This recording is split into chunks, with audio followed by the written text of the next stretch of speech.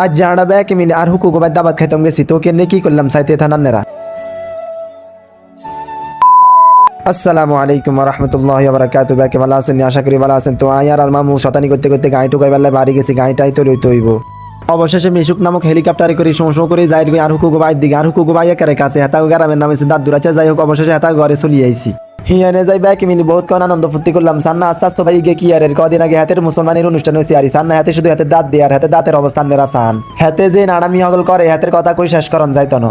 Yen দিয়ে আবার আঙ্গায়রা মনে চলিয়েছি আড়া আগের গাইড করে চলিয়েছি হিগুনে হরের গাইড করি আইছে আই আরে চোখ দেয়ার নাক দেয়ার কান দেয়ার। অবশেষে বহুত কোন শতানি টতানি করি জুমান নামাজের সময় গেছে আল্লাহ আয়ার আর মামু জুমান নামাজের দিকে হত দিছি। দাঁত দূর আবার আসো টোকাকার হোর বাই তো মসজিদের দিকে গেছি আর হিগার হোর বাইর হলে লগে দেওয়া হয়ে গেছে।